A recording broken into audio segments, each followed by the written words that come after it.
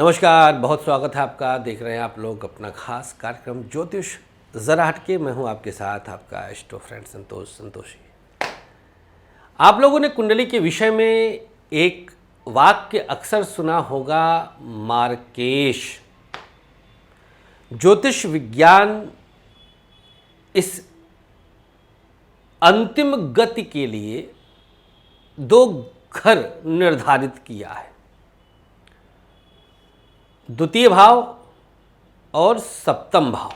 पहले इन्हीं दोनों पर हम बात कर लेते हैं। द्वितीय और सप्तम मार्केश होते हैं, ज्योतिष विज्ञान कहता है और मैं भी उस पर मुहर लगाता हूँ, सच है।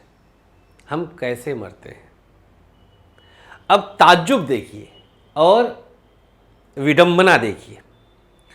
यही सप्तम भाव हमारे पति या पत्नी का भी होता है। एक्चुअली उसके आने से हम बंट जाते हैं। देखा जाए, हमारा क्षय होता है। पत्नी आई, उसने हमारा अंश लिया, पति मिला, उसने हमारा अंश लिया, तो दोनों एक दूसरे को पूर्ण नहीं करते, छरित करते हैं वस्तुतः। खैर, ये थोड़ा सा विषयांतर है। जो हमारा मूल आज का सब्जेक्ट है वो है मृत्यु का स्वरूप, और इसके लिए इन दोनों हाउस से नहीं कैलकुलेट करते, सप्तम और द्वितीय से कैलकुलेट नहीं करते। मृत्यु का स्वरूप दर्शाता है अष्टम भाव, कुंडली का 8वां भाव। वहाँ पर राशि कोई भी हो, वो एक अलग विषय है। अभी सिर्फ भाव की बात करते हैं। मेष लग्न के लिए मंगल अष्टमेश, वृषभ लग्न के लिए अष्टम भाव में धनु राशि पड़ेगी, मिथुन के लिए अष्टम में मकर पड़ेगी, कर्क के लिए अष्टम में कुंभ पड़ेगी, सिंह के लिए मीन पड़ेगी, 12 नंबर पड़ेगा अगर आपका सिंह लग्न है। तो हम इसको लग्न से ही देखेंगे, अभी चंद्र राशि की चर्चा हम नहीं करते हैं। अष्टम भाव और उसका स्वामी ये दर्शाते हैं कि आपकी मृत्यु किस प्रकार से होगी। आप देखते होंगे कि जीवन में मृत्यु कॉमन नहीं है, सिर्फ मृत्यु ही कॉमन है, लेकिन कैसे कोई मरेगा ये कुंडली के अष्टम और अष्टमेश पर निर्भर करता है। आज हम एक सामान्य अवधारणा के अनुसार सदगति और दुर्गति के बारे में सिर्फ बताएंगे। बाकी और बारीकी से जाएंगे तो कौन जहर से मरेगा, एक्सीडेंट से मरेगा, किसी के मर्डर करने से मरेगा, फांसी से मरेगा, डूब कर मरेगा, जल कर मरेगा, कूद कर मरेगा, भाग कर मरेगा, ट्रेन के नीचे आकर मरेगा, शाम को मरेगा, रात को मरेगा, सब कुछ प्री डिसाइडेड है। ट्रस्ट मी, सब कुछ प्री डिसाइडेड है। I have seen all these things.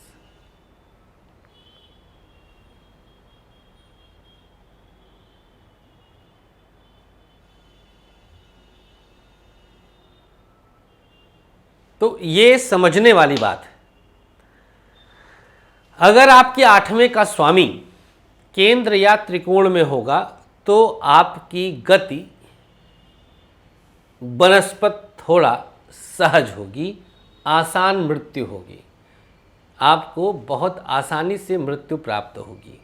अगर अष्टम का स्वामी 6, 8, 12 में होगा तो आपकी दुर्गति होगी, भोग कर मरेंगे, दुख उठा कर मरेंगे, कष्ट सह कर मरेंगे, महीना 2-4 महीना बीमार होकर मरेंगे, दुर्घटना में मरेंगे। अर्थात अष्टमेश की स्थिति पर आपकी मृत्यु निर्धारित होती है, निर्भर होती है, अष्टमेश की स्थिति पर। 8वें का स्वामी ये थोड़ा सा आम जनमानस के विषय से थोड़ा ऊपर का है। जो ज्योतिष में रुचि रखते हैं, जो ज्योतिष विधा में रुचि रखते हैं, उनके लिए एक्चुअली है ये शो। उनको हम आज ये बात कंफर्म कर रहे हैं। अष्टमेश क्रूर ग्रह हो, मसलन सूर्य, मंगल, शनि, ये 3 क्रूर ग्रह हैं। शनि थोड़ा सा पाप ग्रह माना जाता है, लेकिन बाकी मंगल सूर्य तो क्रूर श्रेणी में आते हैं। अष्टमेश अगर क्रूर ग्रह होता है तो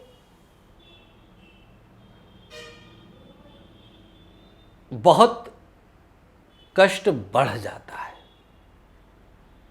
रीजन क्या है? व्यक्ति क्रूर ग्रह बलवान होने के कारण मृत्यु से संघर्ष करता है।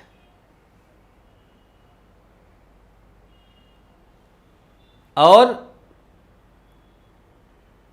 अष्टमेश सौम्य ग्रह हो, 8वें का मालिक सौम्य ग्रह हो। मान लीजिए कि आपका जैसे मीन लग्न है, तो मीन लग्न वालों के लिए 8वें का स्वामी हो गया चंद्रमा।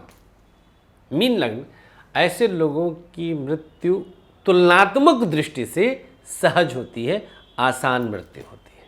तो आज आपने जान लिया कि मृत्यु का स्वरूप कैसा होता है, अष्टमेश की स्थिति के अनुसार होता है। ये बस इतना दिमाग में रखिएगा। हम सबको सतत अनवरत अभ्यास करना चाहिए हरि स्मरण का, प्रभु स्मरण का। हमारे पिताजी हैं 24 घंटे मन में राम राम, 24 घंटे मुँह में राम राम राम राम राम राम राम। अभ्यस्त हो गए पिताजी हमारे।